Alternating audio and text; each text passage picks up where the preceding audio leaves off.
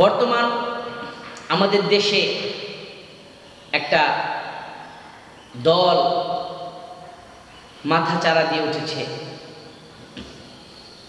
তারা শুধু কথায় কথায় বলে যে ওলামায়ে কেরাম হলো ধর্ম ব্যবসায়ী, তারা ধর্মকে পুঁজি করে ব্যবসা করে এবং ধর্ম ব্যবসা হারাম, মসজিদ ইমামতি করে টাকা নেওয়া হারাম, তাদের পিছনে নামাজ হবে না, মাদ্রাসায় পড়ানো হারাম, মাদ্রাসায় পড়িয়ে টাকা নেওয়া হারাম, তাদের থেকে শিক্ষা গ্রহণ করা যাবে না। এই যে এই ধরনের কিছু কথাবার্তা শুনে আমাদের সমাজের সরলমনা মুসলমানরা আজ বিভ্রান্ত হয়ে যাচ্ছে। আপনাদেরকে পরিষ্কার করে বুঝতে হবে, তাদের কিছু মিডিয়া তো তাদের পক্ষে কিছু লোকদেরকে বলে যে আচ্ছা আপনারা যে বলেন যে মসজিদে ইমামতি করে টাকা নেওয়া হারাম, তাহলে তারা খাবে কি? তো তাদের মতো তারা আবার উত্তর দেয়, তারা খাবে কি? আল্লাহ তাআলা নিজেকে দায়িত্ব নিয়েছে, খাবে কি? তারা অন্য কিছু করবে। আল্লাহ তাআলা আয়াতের মধ্যে বলেছেন ফাইদা কুদিয়াতিস সালাতু ফান্তাশিরু ফিল আরদি, যখন তোমাদের নামাজ শেষ হয়ে যায় তখন তোমরা জমিনের মধ্যে ছড়িয়ে পড়ো এবং আল্লাহর অনুগ্রহ অন্বেষণ করো। খাবে কি? আল্লাহ তাআলা তো পন্থা দেখিয়ে দিয়েছে।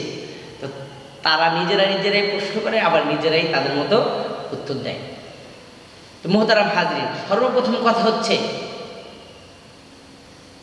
কখনো বাস্তবসম্মত যাদের কাছে আহলে ইলম, যারা ইলম শিক্ষা করেছে, তারা কখনো এই কথা বলে না যে আমরা মসজিদে চাকরি না করলে, মাদ্রাসায় চাকরি না করলে খাবো কি। আপনি কখনো কোনো আহলে ইলমের কাছ থেকে শুনবেন না এই কথা। যদিও কেউ বলে থাকে হয়তো মাদ্রাসায় ন্যূনতম লেখাপড়া করেছে বা লেখাপড়াই করে নাই, কোনো রকমভাবে কোরআন শিক্ষা সহি শুদ্ধ আছে, ছোটোখাটো কোনো মসজিদে সে নামাজের দায়িত্বে আছে, তার মধ্যে এই ধরনের কথা বের হতে পারে যে আমি ইমামতি না করলে খাবো কি। কিন্তু কখনো কোনো আহলে ইলমের কথা বলবে না। কারণ আমরা তো কোরআন হাদিস পড়ে এটাই শিখেছি, ইন্নার রিজকা লা ইয়াতলুবুল আবদা কামা ইয়াতলুবুহু আজালুহু।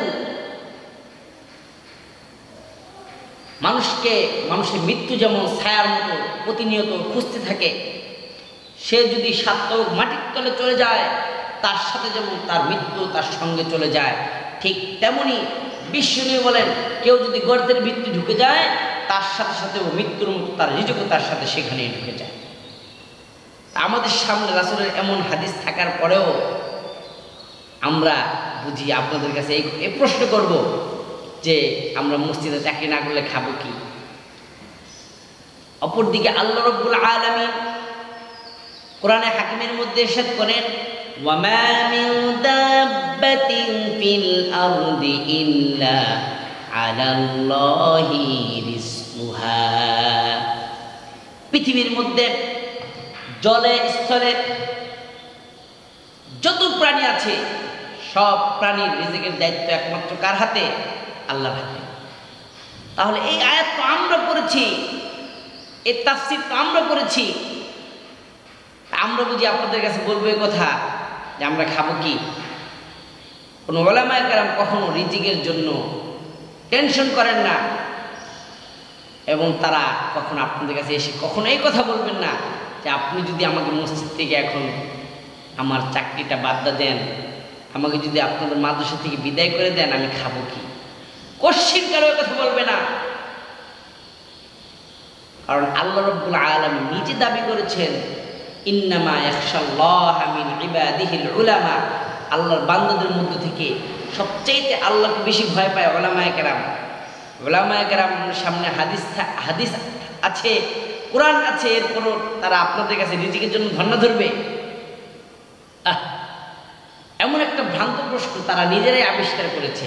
অথচ আজ পর্যন্ত আমি নিজে একজন আলেমদের কাতারে নিজেকে সামিল করার চেষ্টা করছি, কিন্তু আমি কখনো এই কথা কাউকে বলি না যে মসজিদে চাকরি না থাকলে আমি খাবো কি, মাদ্রাসায় চাকরি না করলে আমি খাবো কি। তাহলে আমার মতো ছোট একজন মানুষ যে এই লাইনে আলেমদের সাথে নাম লেখানোর যোগ্য এখনো হয়ে উঠি নাই, কিন্তু আমি তাদের পথ অনুসরণ করছি, আমি যদি এতটুকু এই কথা না বলি তাহলে আমাদের আকাবির যারা পাহাড়ের মতো অটল, হকের উপরে বাতিলের সামনে যারা পাহাড়ের মতো অটল অবিচল থাকে, তারা বুঝি আপনাদের কাছে এই কথা বলবে যে আমি মসজিদে চাকরি না করলে খাবো কি? আচ্ছা, আপনারা কি কেউ কখন এরকম কথা শুনেছেন কোনো আলেমের কাছ থেকে? আমরা তো সবসময় এই কথা বলি যে আমি এই মেম্বরে যতদিন আমার কথা বলার অধিকার থাকবে হক কথা বলবো। হক কথা বলার কারণে যদি আমার চাকরি চলে যাবে, কোনো সমস্যা নাই, রিজিকের ফয়সালা আল্লাহ করবেন। আর আপনারা বলেন আমাদেরকে একটা সরাসরি অপবাদ দিয়ে যে আমরা নাকি বলি আপনাদের কাছে আমরা খাবো কি। এখন আসেন দুনিয়াবি যুক্তিতে, আমরা খাবো কি? একথা আমি আপনাকে কেন বলবো আমি খাবো কি? আপনাদের সমাজে আরো 8জন 10জন যে মানুষ আছে, তারা কেউ রিক্সা চালায়, কেউ ভ্যান চালায়, কেউ রাজমিস্ত্রির জোগাড়ি দেয়, কেউ মিস্ত্রি, কেউ কাঠ মিস্ত্রি, কেউ মাটি কাটে। আমি কি এগুলোর কোনো একটাও করতে পারবো না? আমার দ্বারা কি রিক্সা চালানো হবে না? ভ্যান চালানো হবে না? আমি কমপক্ষে ঝালমুড়িও বেচতে পারবো না রাস্তায়? আমার কি এতটুকু যোগ্যতাও নাই? আমার বডি ফিটনেস, আমার ভাষা মেধায় কি আমাকে এতটুকু সাহায্য করবে না যে আমি রাস্তায় বসে বসে বাদাম বিক্রি করব? একজন বাদাম বিক্রেতার চাইতেও কি আমার যোগ্যতা একটু হলেও বেশি নাই? তাহলে আমি কেন আপনাকে এই প্রশ্ন করব যে মসজিদের চাকরি না করলে আমি খাবো কি? মোহতারাম হাজিরিন, আপনারা হুজুকে মাতাল হবেন না। এই কথা কখনো ওলামায়ে কেরামের মুখ থেকে আসতেই পারে না। মসজিদে চাকরি না করলে আমি অন্য কোনো কাজ করব। দুনিয়াতে হাজার পেশা আছে যেগুলো আমার মতো একজন ব্যক্তির দ্বারা করা সম্ভব। এক হাত নাই, তারপর সে কর্ম করছে। আল্লাহ আমাকে সুস্থ রেখেছেন, আমি 5টা ভাষা আমার আয়ত্তে আছে, বাংলা, আরবি, ইংলিশ, উর্দু, ফার্সি। এরপরও আমাকে আপনার কাছে জিজ্ঞেস করতে হবে আমি কি খাবো, কি করে খাবো? ভাই, এটা একেবারে সরাসরি একটা মিথ্যা অপবাদ ওলামায়ে কেরামের উপরে। তারা যেভাবে ব্যাখ্যা দেয় কোরআনের আয়াত দাঁড় করান, ওলামায়ে কেরাম কখনো এই কথা বলেন না। দ্বিতীয়ত, ওলামায়ে কেরাম যদি মসজিদে চাকরি না করেন তারা অন্যান্য কাজ করতে পারে, কোনো সমস্যা নেই। এখন আসেন, সেদিন আমার সাথে একজন বাদামওয়ালার দেখা হয়েছে। আমি কথায় কথায় সে বলল যে প্রতি মাসে বাদাম বিক্রি করে আমার 25 থেকে 26,000 টাকা থাকে। আপনারা চাইলেও আপনাদের এলাকার বাদাম বিক্রেতা, ঝালমুড়ি বিক্রেতার কাছে খবর নিয়ে যেতে পারেন। যাদের বেচাকেনা আরেকটু ভালো হয় তারা বলবে আমার কাছে প্রতি মাসে 30-35,000 টাকা থাকে। একজন বাদাম বিক্রেতা, ঝালমুড়ি বিক্রেতার আয় মাসে 30 থেকে 35,000 টাকা। তার প্রাতিষ্ঠানিক কোনো শিক্ষা থাক বা না থাক, কিন্তু একজন আলেম কমপক্ষে 16-17 বছর লেখাপড়া করার পরে যখন সে এই জাতির রাহবার হিসাবে, মসজিদের ইমাম হিসাবে নিয়োগ পান এবং এখানে সে খেদমত করেন, মাস শেষে তাকে চলার জন্য আপনারা কত হাজার টাকা দেন? 3,000 থেকে শুরু হয়। 3, 5, 7, 8, 10। বাংলাদেশে এমন মসজিদ হাতে গোনা খুব কম পাওয়া যাবে যেখানে মসজিদের ইমামদেরকে 20,000, 25,000 টাকা বেতন দেওয়া হয়। তাহলে ইমাম সাহেবরা, মাদ্রাসার ওলামায়ে কেরাম এরা কি এতটুকু বুঝেন না যে একজন বাদাম বিক্রেতার মাসে আয় 25 থেকে 26,000 টাকা? আর আমি এত লেখাপড়া করার পরে, এত বছর কষ্ট করে লেখাপড়া করার পরে আমার বেতন 5,000, 6,000, 7,000, 8,000, 10,000 টাকা। তাহলে আমি কেন মাদ্রাসা চাকরি করব? কেন মসজিদে চাকরি করব? এই প্রশ্নটি তার জাগ্রত হয় না? কি বলেন? এটা একটা কমন প্রশ্ন। তাহলে সে তো অন্য কাজ করতে পারে, তাহলে সে কেন এত কম বেতনে এই মাদ্রাসা মসজিদের সাথে লেগে থাকে? করুণ কথা। এটা যদি আপনারা বুঝতে চান তাহলে আপনি আপনার মনটাকে আগে ফ্রেশ করতে হবে। এখন আপনি চিন্তা করেন, আমরা এত কিছু বোঝার পরও আমাদের যেই বেতন মসজিদ মাদ্রাসা থেকে নির্ধারণ করা হয়, এই বেতনের পরেও আমাদের পরিবারের অনেক চাহিদা থেকে যায়, যেগুলা এই বেতনে মেটানো সম্ভব হয় না, যেগুলো এই বেতনের মধ্যে মেটানো সম্ভব হয় না। আপনি মাসে 40,000 টাকা ইনকাম করার পরে আপনার পরিবারের যদি ভরণ পোষণ ব্যয় খরচ করতে যদি আপনার কষ্ট হয়ে যায়, তাহলে একজন ইমাম সাহেবকে যখন 10,000 টাকা দেওয়া হয়, তার পরিবার কিভাবে চলে?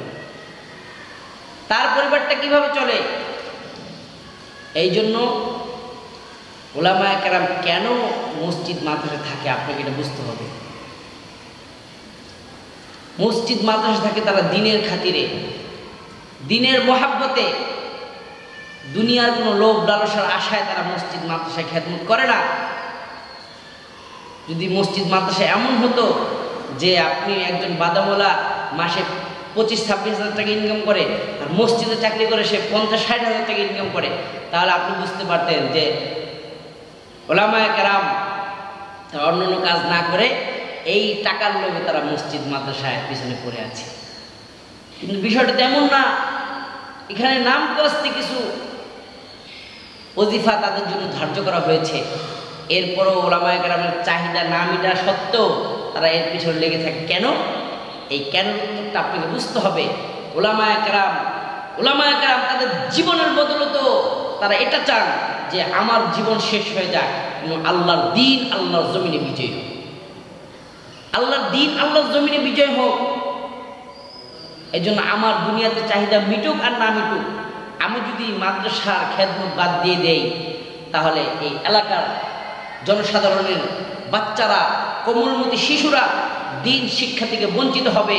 আর আজকে যে শিশু দিন শিক্ষা থেকে বঞ্চিত হবে, আগামীতে ওই শিশু নাস্তিক হতে পারে, মোরতাদ হতে পারে। এটা আশ্চর্যের কোনো বিষয় হবে না। যে শিশু সন্তান ছোটকালে কোরআন শরীফ শিখে না, ধর্ম সম্বন্ধে জানে না, ওই শিশুই আগামীতে নাস্তিক মোরতাদ হয়, ইসলাম বিদ্বেষী হয়ে ওঠে।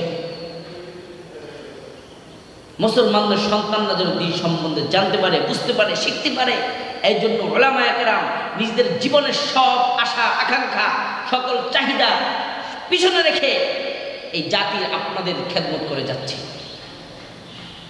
আপনি যখন আমার এই কথাগুলা বিশ্বাস না হয়, আপনি রাত্রেবেলা বালিশের উপর মাথা রেখে একটু চিন্তা করবেন যে উলামায়ে কেরাম সব কিছু পারিপার্শ্বিক সব বিষয়ে তারা জানা শোনার বুঝার পরেও কেন তারা এই অল্প বেতনে মাদ্রাসা মসজিদে পড়ে থাকে। এর উত্তর আমার এই কথার বিকল্প আর অন্য কিছু হতে পারে না।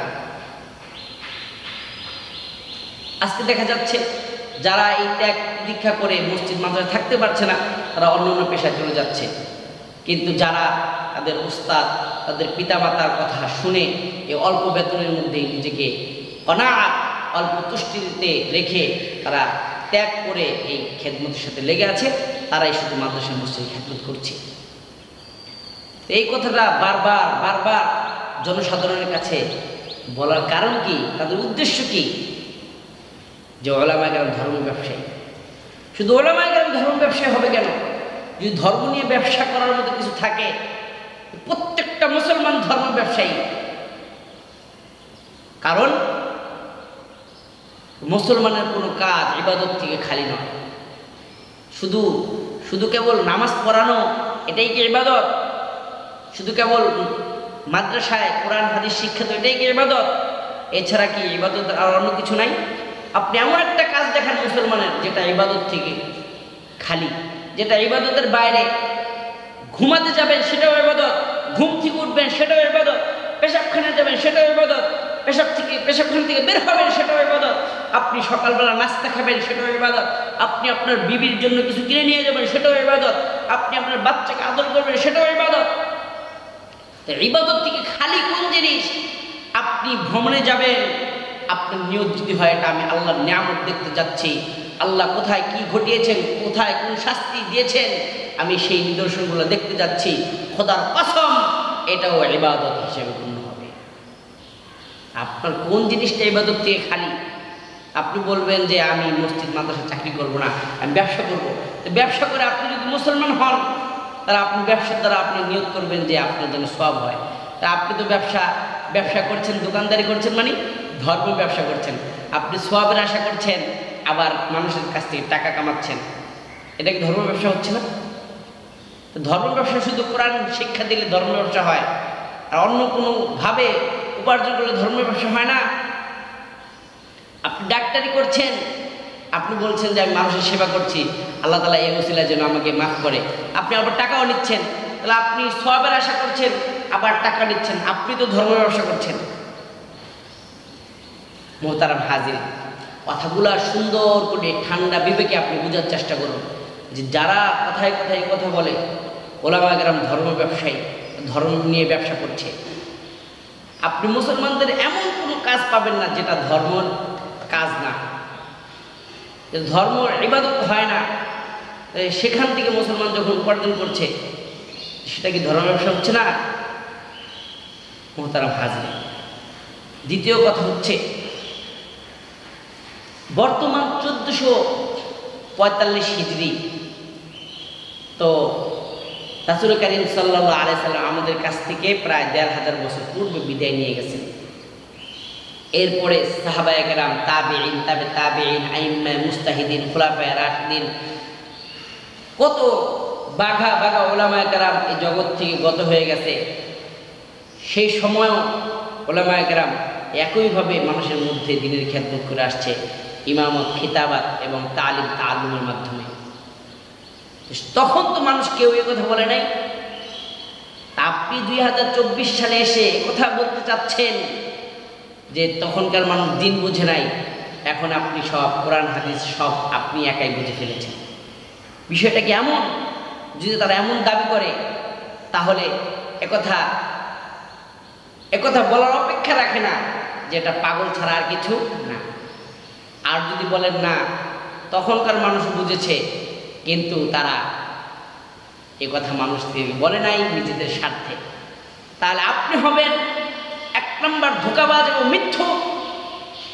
ইমামে আবু হানিফা রাহমাতুল্লাহ আলাইহি এই সত্য কথা বলার কারণে জেলখানায় তাকে বিষ খাইয়ে মারা হয়েছে। ইমামে আহমদ বিন হাম্বলকে জেলখানায় ঢুকে ঢুকে শাস্তি দিয়ে তাকে হত্যা করা হয়েছে, শহীদ করা হয়েছে। এইভাবে আমাদের ওলামায়ে কেরাম দ্বীনের জন্য, ইসলামের জন্য কত ত্যাগ করেছেন, তারা এই সত্য কথা বলে যেতে পারলেন না। আপনি এত সত্য কথা বলেন যে এখন সরকার বাহাদুর আপনাদেরকে বাহবা দিচ্ছে, আপনাদেরকে প্রোটেকশন দিচ্ছে। ইতিহাস সাক্ষী, যখনই যে সত্যের ঝান্ডা নিয়ে সামনে অগ্রসর হয়েছে, তার বিরুদ্ধে সর্বপ্রথম দেশের রাষ্ট্রীয় শক্তি তাদের বিরুদ্ধাচরণ করেছে। তা আপনাদেরকে যে রাষ্ট্রীয় শক্তি আপনাদেরকে বাহবা দিচ্ছে, আপনাদের পায়ের নিচে লাল গালিচা বিছিয়ে দিচ্ছে, এটাই সবচেয়ে জলজন্ত প্রমাণ যে আপনারা মিথ্যা নিয়ে দাঁড়িয়েছেন এবং আপনারা মিথ্যা চাকার মধ্যে হাওয়া দিচ্ছেন। মোহতারাম হাজরিন, বিষয়টি আমি আরো ক্লিয়ার করে বলছি। ওলামায়ে কেরামের দৃষ্টিতেও এই বিষয়টা এসেছিলেন যে নামাজ পড়িয়ে, ইমামতি করে, মাদ্রাসায় লেখাপড়া করিয়ে কি কিছু ওজিফা, কিছু বেতন গ্রহণ করা যাবে কি না। এই বিষয়টা নতুন নয়। তো নতুন যেহেতু না, সমস্যা যেহেতু অনেক আগের, তাহলেও দেখতে হবে যে পূর্বে এর কোনো সমাধান ছিল কি না। এই কথা উঠেছে হযরতে আবু বকর সিদ্দিক রাদিয়াল্লাহু তাআলা আনহু খেলাফতের সময়।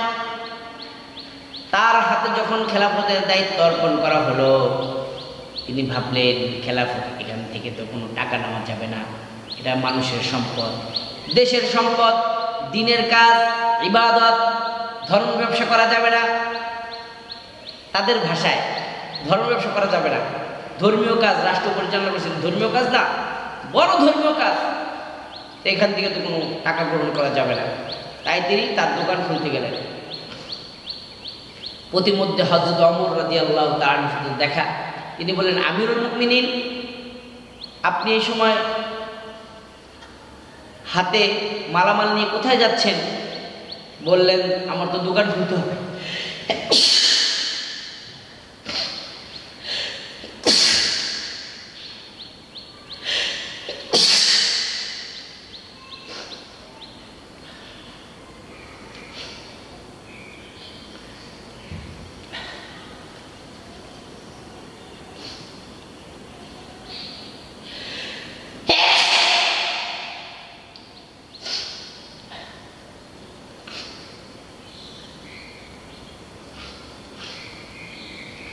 প্রতিমধ্যে হযরত ওমরের সাথে দেখা। হযরত ওমর রাদিয়াল্লাহু আনহু বললেন আমিরুল মুমিনিন, হাতে এগুলো নিয়ে কোথায় যাচ্ছেন? হযরত আবু বকর বললেন আমার তো দোকান খুলতে হবে, আমি যদি দোকান না চালাই তাহলে আমার পরিবার চলবে কিভাবে? তখন হযরত ওমর রাদিয়াল্লাহু আনহু বললেন আমিরুল মুমিনিন, আপনি যদি দোকান চালান তাহলে রাষ্ট্র চালাবে কে? আপনি যদি দোকান নিয়ে ব্যস্ত হয়ে বলেন রাষ্ট্রের কি অবস্থা হবে? তখন বিজ্ঞ কয়েকজন সাহাবী মিলে হযরত আবু বকর রাদিয়াল্লাহু তাআলা আনহুর জন্য বাইতুল মাল থেকে কিছু টাকা নির্ধারণ করলেন। তো উলামায়ে কেরাম এই হাদিস থেকে, এই ঘটনা থেকে, সাহাবায়ে কেরামের এই কিয়াস, এই রায় থেকে উলামায়ে কেরাম পরবর্তী যুগে এসে এই মাসআলা ইস্তেমবাত করেছেন, এই মাসআলা, এই সিদ্ধান্ত উপনীত হয়েছেন যে হযরত আবু বকর রাদিয়াল্লাহু তাআলা আনহু যেমন রাষ্ট্রের স্বার্থে তার ব্যক্তিগত কাজকর্ম বাদ দিয়েছেন, যেহেতু ব্যক্তিগত কাজকর্ম করতে গেলে রাষ্ট্রীয় পরিচালনায় ব্যাঘাত ঘটবে, এই জন্য তাকে যেভাবে রাষ্ট্রীয় কোষাগার থেকে সম্মাননা দেওয়া হয়েছে, তার পরিবার পরিচালনার জন্য যেভাবে তাকে একটা ভাতা নির্ধারণ করা হয়েছে, ঠিক তেমনি মাদ্রাসার শিক্ষকেরা, মসজিদের ইমাম, খতিব, তারা যদি দুনিয়াবি অন্যান্য কাজে লিপ্ত হয়ে যায়, ব্যস্ত হয়ে যায়, তাহলে মসজিদের এই গুরুত্বপূর্ণ একটি দায়িত্ব, নামাজের ইমামতি, এটা সময় মতো হবে না, এটার মধ্যে ত্রুটি বিচ্যুতি হতে পারে, মাদ্রাসার শিক্ষা সম্পূর্ণ হবে না, এর মধ্যে ঘাটতি হতে পারে। এই জন্য 10 জনে মিলে মাদ্রাসার পক্ষ থেকে তাদের পরিবার পরিচালনার জন্য কিছু ভাতা নির্ধারণ করা হবে। আচ্ছা বলেন, এই যে মাসআলাটা ইস্তেমবাত করেছে বড় বড় ফকিহ, মুস্তাহিদ, উলামায়ে কেরামগণ, তাদের সামনে তো আপনারা যে আয়াত পেশ করেন সেগুলো ছিল না। তারা জনগণের স্বার্থে, জাতির স্বার্থে, দ্বীনের স্বার্থে তারা সাহাবায়ে কেরামের জীবন থেকে এই আমল নিয়েছেন। এখন আপনি যদি 2024 সালে এসে বলেন যে না, সাহাবায়ে কেরাম দ্বীন সম্পর্কে ভালো বুঝেন নাই, আমি ভালো বুঝতেছি এই আয়াতের ব্যাখ্যা, বিশ্লেষণ, তাফসীর, তাহলে আপনার ভালো নিয়ে আপনি থাকেন, আপনার সাথে মুসলমানদের কোনো সম্পর্ক থাকতে পারে না। যারা সাহাবায়ে কেরামদেরকে অস্বীকার করে তাদের মধ্যে কোনো দিন থাকতে পারে না। বিশ্বনবী ফামান আহাব্বাহুম ফাবিহুব্বি আহাব্বাহুম, যারা সাহাবায়ে কেরামকে ভালোবাসলো তারা আমি রাসূলের মহব্বতেই সাহাবায়ে কেরামকে ভালোবাসলো।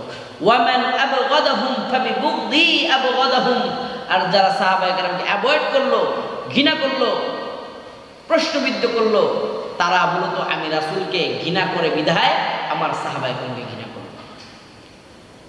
এখন আপনি বলেন সাহাবায়ে কেরামের একটা আমল যেটা অনুসরণ করে বর্তমান ইমাম, মাদ্রাসা শিক্ষকদের জন্য ভাতা নির্ধারণ করা হয়, আপনি সেটাকে ধর্ম ব্যবসা বলে জনগণ থেকে উলামায়ে কেরামকে বিচ্ছিন্ন করার চেষ্টা করছেন, উলামায়ে কেরাম থেকে জনগণকে বিচ্ছিন্ন করার চেষ্টা করছেন, জনগণে উলামায়ে কেরামের মধ্যে ঘৃণা সৃষ্টি করার চেষ্টা করছেন, তাহলে আপনি ভালো কাজটা কোন জায়গায় করছেন?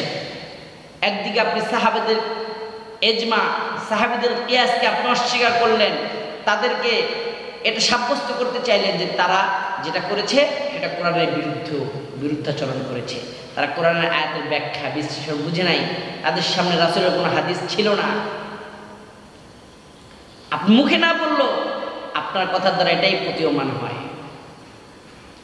মুহতারাম হাজিরিন, আপনারা যারা বিবেকবান, আপনারা আমার কথাগুলো সুন্দর করে চিন্তা করবেন।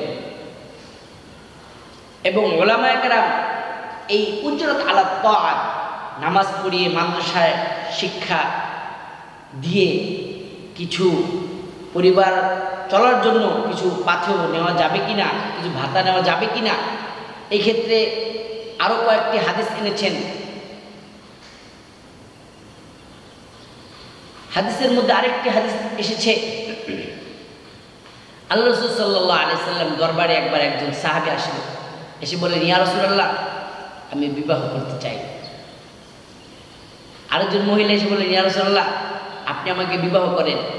আপনি যদি আমাকে বিবাহ না করেন তাহলে আমাকে অন্য কারো সাথে বিবাহ পড়িয়ে দিন। বিশ্বনবী চিন্তায় পড়ে গেলেন। অপরদিকে এক সাহাবী বিবাহের জন্য আগ্রহ প্রকাশ করলো। আল্লাহ রাসূল বললেন, ঠিক আছে, এই মহিলাকে তোমার সাথে বিবাহ করিয়ে দিব, যাও তুমি তার জন্য কিছু মোহরানার ব্যবস্থা করে নিয়ে আসো। সাহাবী উঠে দৌড় দিলেন, বাইরে গিয়ে ঘোরাফেরা করে তাৎক্ষণিক কিছু না পেয়ে আবার রাসূলের দরবারে চলে আসলেন। তার তো ভয় যে আবার যদি বউ ছুটে যায়। এসে বললেন, ইয়া রাসূলুল্লাহ, কিছু খুঁজে পাচ্ছি না। আল্লাহ রাসূল বললেন, ঠিক আছে, তুমি কি কোরআন শরীফের কোনো সূরা কেরাত কিছু পারো? সে বলল, ইয়া রাসূলুল্লাহ, আমি কোরআন শরীফের কয়েকটা সূরা পারি। বিষ্ণু বললেন, ঠিক আছে, যাওয়াজিতুকাহা বিমা মাআকা মিনাল কুরআন, তুমি যে কোরআনের অংশগুলো জানো, এই অংশের বিনিময়ে তোমার মোহরানা ধার্য করে আমি এই মহিলার সাথে তোমার বিবাহ করিয়ে দিলাম। অর্থাৎ তুমি যে সূরাগুলো জানো এগুলো তোমার স্ত্রীকে তুমি শিক্ষা দিবা। একজন টিচার তার ছাত্রকে যখন কোরআন শরীফ শিক্ষা দেয়, শিক্ষা দেওয়ার জন্য তাকে কিছু ভাতা দেওয়া হয়, কিছু ওজিফা সম্মানী দেওয়া হয়। ঠিক তুমি যে তোমার স্ত্রীকে শিক্ষা দিবা, এর বিনিময়ে তোমাকে যেই ওজিফা দেওয়া হবে, ওই ওজিফাটাই তোমার মোহরানা ধার্য করা হবে। অর্থাৎ তুমি শিক্ষা দিলে যে ওজিফাটা তুমি পেতা, ওই ওজিফাটাই তুমি মনে করবা যে এই ওজিফাটা আমি নিচ্ছি না, কারণ এটা আমার মোহরানা বাবদ কাটা হচ্ছে। এখন আপনি বলেন, এই হাদিসের ব্যাখ্যা তো সকল মুহাদ্দিসিন কেরাম এটাই বুঝেছেন যে ইস্তেজার, আল্লাহ রাসূল এখানে কোরআন শিক্ষাটাকে একটা সামান মনে করা হয়েছে। কোরআন শিক্ষার বিনিময়ে যেটা আসবে এটাকে একটা সামান ধরে এই সামানটাকে ওই সাহাবীর মোহরানা ধার্য করা হয়েছে। উলামায়ে কেরাম তো এই ব্যাখ্যা বুঝেছে এই হাদিস থেকে, মুহাদ্দিসিন কেরাম এই ব্যাখ্যা বুঝেছে, যুগ যুগ উলামায়ে কেরাম, ফকিহ, মুহাদ্দিস, মুস্তাহিদিন, ইমামগণ তো এটাই বুঝেছে। আপনি কি ব্যাখ্যা বুঝেছেন? এখন আপনি যদি অন্যটা বুঝে থাকেন তাহলে আপনার এই বুঝার পিছনে সহযোগিতা কে করেছে? উলামায়ে কেরাম তো হাদিসের ব্যাখ্যা সাহাবায়ে কেরাম থেকে বুঝেন, তাবেঈ থেকে বুঝেন, তাবেঈ থেকে বুঝেন, ফকিহ উলামায়ে কেরাম থেকে বুঝেন। আপনি এই হাদিসের ব্যাখ্যা কি বুঝেছেন? জাতির সামনে এটা আপনি প্রকাশ করুন। আর আপনি যদি বলেন এই ব্যাখ্যা ভিন্ন কোনো ব্যাখ্যা আপনি করতে চান, তাহলে সেটার পিছনে আপনাকে দলিল দাঁড় করাতে হবে। হাদিস কোরআনের বুঝ সাহাবী এবং নবীদের বুঝ ছাড়া কখনো সঠিক হতে পারে না। কারণ আমি রাসূলের যুগ থেকে প্রায় ১৫০০ বছর পিছনে এসেছি। সুতরাং রাসূলকে আমি দেখি নাই, কোরআন নাজিল আমার সামনে হয় নাই, রাসূলের হাদিস আমি নিজ কানে শুনি নাই। সুতরাং যারা শুনেছে তারা আমার থেকে হাদিস কোরআন সম্বন্ধে আরো ভালো বুঝেছে। সুতরাং ছাগল দিয়ে যেমন হাল চাষ হয় না, ছাগল দিয়ে যেমন ঘোড়ার সাথে প্রতিযোগিতা করা যায় না, ঠিক তেমনি বর্তমান আমরা যারা কোরআন হাদিস লেখাপড়া করি, গবেষণা করি, আমাদের গবেষণা আর সাহাবাদের গবেষণা, আমাদের গবেষণা আইম্মায়ে মুজতাহিদিন ফুকাহায়ে কেরামের গবেষণার সাথে কোনো তুলনা করা যাবে না। সুতরাং আমাদেরকে তাদের বুঝে নিতে হবে। তাদের বুঝ যদি আমার বুঝে না আসে, মনে করতে হবে আমার আকল এখনো পরিপক্ক হয় নাই। তো মুহতারাম হাজিরিন, এই সপক্ষে আরো একটি হাদিস তারা পেশ করেছেন। হযরত আবু সাঈদ খুদরী রাদিয়াল্লাহু তাআলা আনহু একবার সফরে ছিলেন। সেখানে এক এলাকায় খবর আসলো যে এলাকার এক নেতাকে সাপে কেটেছে, দংশন করেছে, সে মরণাপন্ন অবস্থায় আছে। তোমাদের মধ্যে কি কেউ আছো ঝাড়ফুঁক করতে পারো? আবু সাঈদ খুদরী রাদিয়াল্লাহু আনহু বললেন, আমি ঝাড়ফুঁক করতে পারি, তবে শর্ত হলো এই ঝাড়ফুঁকের বিনিময়ে আমাকে কিছু ছাগল দিতে হবে। তো ঝাড়ফুঁক করলেন, ওই নেতা সুস্থ হয়ে গেল। তারা ছাগল নিয়ে ফিরে আসলেন সাথীদের কাছে। সাথীরা বলল, হ্যাঁ তুমি কোরআন বিক্রি করেছো, কোরআন বিক্রি করেছো। ওয়ালা তাশতারু, আপনারা এই যে হিজবুত তাওহীদের ভাইয়েরা যেই কথা বলে দলিল দেয় যে ওয়ালা তাশতারু বিআয়াতি সামানান কলিল, আল্লাহ বলছেন যে তোমরা আমার আয়াতকে সামানে কলিল, অর্থাৎ দুনিয়ার সব কিছুই সামানে কলিল, অল্প মূল্যের বিনিময়ে এটাকে বিক্রি করো না, অর্থাৎ দুনিয়ার সম্পদের বিনিময়ে আমার কোরআন আয়াতকে বিক্রি করো না। সাহাবায়ে কেরামের সামনে এই আয়াত ভেসে উঠল। তারা বলল, কোরআনের বিনিময়ে তুমি নিয়েছো, তোমার এই ছাগল আমরা খেতে পারি না। তো সাহাবায়ে কেরাম ছাগলগুলো নিয়ে মদিনায় চলে আসলো। রাসূলের দরবারে এসে ঘটনা সম্পূর্ণ বলার পরে রাসূল কারীম সাল্লাল্লাহু আলাইহি সাল্লাম বললেন, তুমি কি পড়েছো? সাহাবী বললেন, ইয়া রাসূলুল্লাহ, আমি তো সূরা ফাতিহা পড়েছি। আল্লাহ রাসূল বললেন, ভালো করেছো, ভালো করেছো। সুতরাং তোমরা এই ছাগল খাও এবং ছাগল বন্টন করার সময় আমি রাসূলের জন্য এক ভাগ রেখে দিও, কিছু অংশ রেখে দিও। এবং আল্লাহ রাসূল বলেছেন, কোরআনের বিনিময়ে মানুষ যত কাজ করে বিনিময় গ্রহণ করে, এর মধ্যে সবচেয়ে বেশি উপযুক্ত বিনিময় হচ্ছে যেটা কোরআনের বিনিময় গ্রহণ করা হয়। আল্লাহ রাসূলের এই হাদিসকে আপনি কি করবেন এবং এই ঘটনাকে আপনি কি করবেন? মুহতারাম হাজরিন, ওই আয়াতের যে ব্যাখ্যা ওয়ালা তাশতারু বিআয়াতি সামানান কলিলা, এটা হচ্ছে বর্তমান যারা এই যে ফিতনা ছড়াচ্ছে, এই আয়াতটার মধ্যে তাদেরকে বলা হয়েছে, তাদের উদ্দেশ্যে নাজিল হয়েছে। এবং এই আয়াতের প্রতিপাদ্য বিষয়, এই আয়াতের মুখ্য উদ্দেশ্য এটা, কিন্তু তারা এখন উলামায়ে কেরামের বিরুদ্ধে এই আয়াত ব্যবহার করার চেষ্টা করছে। ইহুদি খ্রিস্টানদের পাদ্রী যাজক যারা ছিল, যখন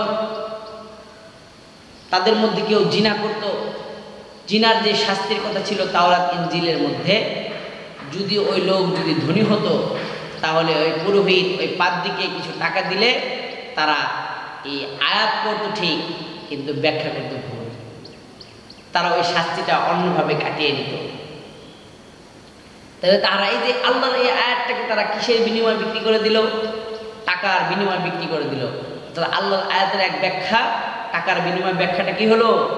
ঘুরে গেল। আমাদের দেশে আছে না, টাকা দিলে বিচার ঘুরে যায়, দোষী সাধু হয়ে যায়, সাধু দোষী হয়ে যায়, এই টাকার খেলা। তা আল্লাহ তাআলা বলেছেন, টাকার খেলা আমার কোরআনের আয়াতের সাথে খেলবা না। যত টাকায় দেখ না কেন, আমার কোরআনে যেটা সত্য বলা হয়েছে সেই সত্যকেই তোমাকে মেনে নিতে হবে, সেই সত্য কখনো মিথ্যা করতে পারবা না। আমার কোরআনের যেই বিধান যেভাবে বলা হয়েছে, নাজিল করা হয়েছে, সেই বিধান সেভাবেই তোমাকে বাস্তবায়ন করতে হবে। টাকার বিনিময়ে এই বিধানের মধ্যে কোনো হেরফের করা চলবে না। এখানে এই কথা বলা হয়েছে, আর তারা এই আয়াতটাকে এনে লাগাচ্ছে ইমামতি করে টাকা নেওয়া যাবে না। ইমামতি করে টাকা নেওয়া মানে আল্লাহর আয়াত বিক্রি করা। মুহতারাম হাজরিন, মূলত ইমামতি করে টাকা নেওয়া যাবে না এই কথাটা দুইটা ব্যাখ্যা। কেউ যদি কোনো ইমাম সাহেব যদি এমন মনে করে যে আমি টাকার জন্য, বেতনের জন্য আমাকে মাসে 10,000 টাকা দেয়, এই জন্য আমি নামাজ পড়ছি, তাহলে তার নামাজটা, তার নামাজের উদ্দেশ্য কি? তার নামাজের উদ্দেশ্য কি? টাকা। সে তো টাকার জন্য নামাজ পড়ছে। এই ব্যক্তি পিছনে নামাজ হবে না এবং এই ব্যক্তির টাকা নেওয়াটা হারাম, কারণ তার নামাজের উদ্দেশ্য টাকা। কিন্তু উলামায়ে কেরাম বর্তমান কিভাবে টাকা নেয় বা কোন উদ্দেশ্যে টাকা নেয়? সে তো নামাজ পড়ে আল্লাহর সন্তুষ্টির জন্য। আমি যে আপনাদের মসজিদে জুমার নামাজ পড়াই, আমাকে মাসে 2,000 টাকা দেওয়া হয়, আমি কি 2,000 টাকার জন্য জুমার নামাজ পড়াই? 2000 টাকার উদ্দেশ্যে জুমার নামাজ পড়াই না, বরং আমি আপনাদের মসজিদে নিয়মিত সবসময় নামাজ পড়ানোর দায়িত্বটা গ্রহণ করেছি। আমি যেখানেই থাকি না কেন জুমার দিন আপনাদের এখানে আসবো এবং আসাটা নিজের উপর বাধ্যতামূলক করে নিয়েছি। এই যে একটা দায়িত্ব আমি নিজের উপর চাপিয়ে নিয়েছি এবং আপনারা আমার উপরে এই দায়িত্বটা চাপিয়ে দিয়েছেন, এই দায়িত্বের কারণে আমি আপনাদের কাছ থেকে কিছু পারিশ্রমিক, কিছু ভাতা, কিছু সম্মানী নিয়ে থাকি। যদি আমার উপরে এই দায়িত্ব না থাকতো আমি যে কোনো এক মসজিদে জুমার নামাজ পড়তাম। কি বলেন? মুসলিম হিসেবে আপনারা যেমন জুমার নামাজ পড়তে এসেছেন, আমিও কোনো না কোনো মসজিদে জুমার নামাজ পড়তে যেতাম। আমাকে যদি বলতো যে হুজুর জুমার নামাজ পড়ান, আমি উপস্থিত পড়িয়ে দিতাম। তো তখন কি আমি বলতাম যে জুমার নামাজ পড়েছি, আমাকে 1000 টাকা দেন? তাহলে দেখেন, জুমার নামাজ যদি বিষয়টা এমনই হতো যে আমরা নামাজ পড়ানোর টাকার জন্য নামাজ পড়াই, তাহলে আমি যেখানে যখন নামাজ পড়াতাম সেখান থেকে আমি টাকা নিতাম। কিন্তু বিষয়টা তেমন না। আমাকে আপনারা আটকে রেখেছেন একটা দায়িত্ব দিয়ে, যে আমি এই দায়িত্ব থেকে, এই দায়িত্ব রেখে কোথাও যেতে পারছি না। যেহেতু অন্য কোথাও যেতে পারছি না, এই জন্য আমাকে এখান থেকে একটা পরিবার ভরণ পোষণের ব্যবস্থা করতে হয়।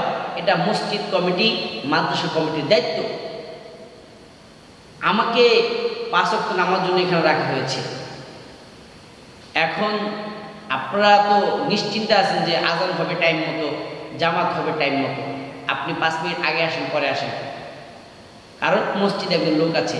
তা আপনি যে আমার উপর দায়িত্বটা দিয়ে গেছেন, এখন আমি কি আপনার মতো খেতে ধান কাটতে যেতে পারবো? কারণ আমি ধান কাটতে গেলে আমার আসতে দেরি হতে পারে, কোনো কারণে আমি নাও আসতে পারি, অন্য কোথাও আমি যেতে পারি। তখন এই মসজিদের নামাজের অবস্থা কী হবে? 1:30টার নামাজ 2টায় হবে, মাঝে মাঝে নামাজ হবেই না, মাঝে মাঝে মসজিদও খোলা হবে না, ফজরের সময় কাউকেই পাওয়া যাবে না, জুমার সময় মুসল্লি আসবে, ইমাম আসবে না। এমন একটা ভীতিকর নামাজ, একটা গুরুত্বপূর্ণ ইবাদতের ক্ষেত্রে মানুষের মধ্যে এরকম এলোমেলো একটা অবস্থা তৈরি হয়ে যাবে। তখন আল্লাহর যেই বিধান নামাজ, এটা ঠিকমতো কায়েম হবে না, প্রতিষ্ঠা হবে না, আদায় করা হবে না। এই জন্য ফুকাহায়ে কেরাম যাতে করে নামাজের মতো গুরুত্বপূর্ণ একটা বিধান সুন্দরভাবে চলে, এই জন্য একজন নির্ধারিত ইমাম রাখার কথা বলা হয়েছে, যাতে করে ইমাম সাহেব যদি নামাজের সময় মেনটেন করে অন্য কোনো কাজ করতে পারে, করবে, তাতে কোনো সমস্যা নেই। তবে তাকে এটা গুরুত্ব সহকারে এই দায়িত্ব আদায় করতে হবে। সে যেখানেই থাকুক না কেন, নামাজের সময় তাকে মসজিদে উপস্থিত থাকতে হবে, যাতে করে টাইম নামাজ আদায় করা যায়। এখন আজকে যদি আপনারা যদি বলেন যে ঠিক আছে, আপনারা নামাজ পড়ে টাকা নিয়ে যাবে না, সুতরাং যারা টাকা নেবে তাদের পিছনে আমরা নামাজ পড়বো না, আমরাও সকল উলামায়ে কেরাম আজকে থেকে মাদ্রাসা মসজিদের সব চাকরি বাদ দিয়ে আমরা দুনিয়া অন্যান্য কাজে লেগে গেলাম।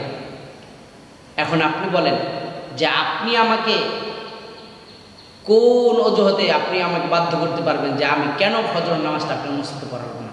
আমার বাড়ি মসজিদের পাশে।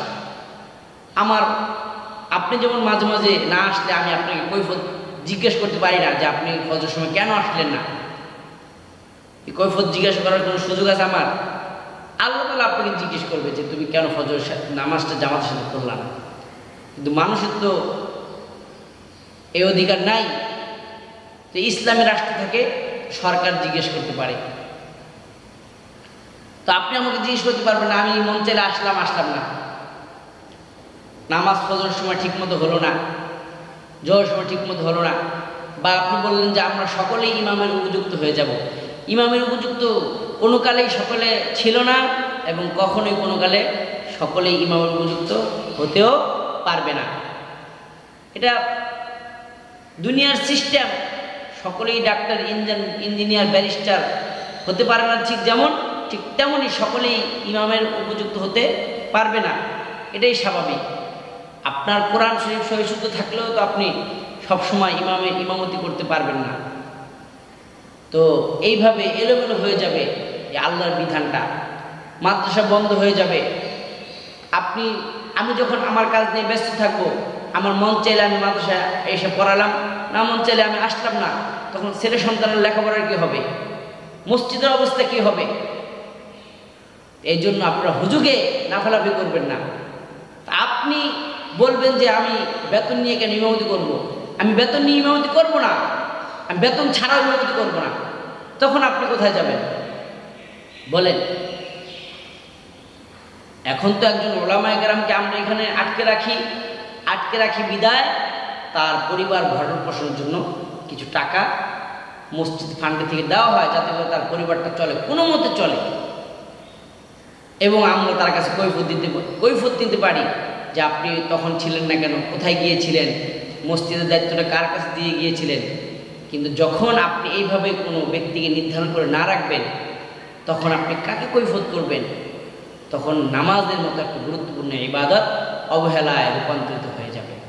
এই জন্য মুহতারাম হাজরিন, বর্তমান যারা এই সকল ফিতনা ছড়াচ্ছে তাদের একমাত্র উদ্দেশ্য হলো জনগণ থেকে ওলামায়ে কেরামকে বিচ্ছিন্ন করা, ওলামায়ে কেরাম কাছ থেকে জনগণকে বিচ্ছিন্ন করা। কারণ যখন জনগণকে ওলামায়ে কেরাম থেকে বিচ্ছিন্ন করা যাবে, তখন তাদেরকে সহজেই গুমরাহ করা সম্ভব হবে। তাদেরকে তারা যা বুঝাবে তারা তাই বুঝবে। এই জন্য মুহতারাম হাজির, যাদের কাছে কোরআন হাদিসের কোনো জ্ঞান নাই, যাদের কাছে কোরআন হাদিসের কোনো জ্ঞান নাই, তাদের কাছ থেকে কোনো ইলম নেওয়া যাবে না। বিশ্বনবী সাল্লাল্লাহু আলাইহি সাল্লাম বলেছেন, কিয়ামতের আগে এমন কিছু মানুষের আবির্ভাব ঘটবে, এমন কিছু মানুষের আবির্ভাব ঘটবে যারা পূর্ববর্তী ওলামায়ে কেরামদেরকে গালি দিবে এবং নতুন নতুন বিষয় তারা আবিষ্কার করতে থাকবে, নতুন নতুন বিষয় আবিষ্কার করতে থাকবে এবং নিজেও গুমরাহ হবে। এবং তাদের কাছে মানুষ যারা ফতোয়া জিজ্ঞেস করবে, তারা তাদেরকে ফতোয়া দিয়ে দিয়ে তাদেরকেও গুমরাহ করে দিবে। বর্তমান তাই হচ্ছে। আপনি দেখছেন একজন মানুষের 3.5 হাত বডির মধ্যে রাসূলের কোনো সুন্নত নাই, যার চেহারা দেখলে ইসলামের কোনো নিদর্শন দেখা যায় না, তাদের পিছনে মানুষ হন্য হয়ে ছুটছে। মুহতারাম হাজিরিন, এই জন্য আমাদের যতটুকু দায়িত্ব, বাল্লিগু ওমা আলাইনা ইল্লাল বালাগ, আমাদের দায়িত্ব আপনাদের কাছে পৌঁছে দেওয়া। মানা না মানা সম্পূর্ণ আপনাদের, সম্পূর্ণ আপনাদের। এই জন্য এই সকল মানুষের কাছ থেকে আমাদের দূরে থাকতে হবে এবং তাদেরকে কঠিন হস্তে দমন করতে হবে এবং তাদের বিরুদ্ধে আওয়াজ তুলতে হবে। যারা ওলামায়ে কেরামের বিরুদ্ধাচরণ করবে, যারা সাহাবী বিদ্বেষী হবে, যারা কোরআন সম্বন্ধে ভুলভাল তথ্য মানুষের সামনে প্রচার করবে, তাদের কণ্ঠ চেপে ধরতে হবে।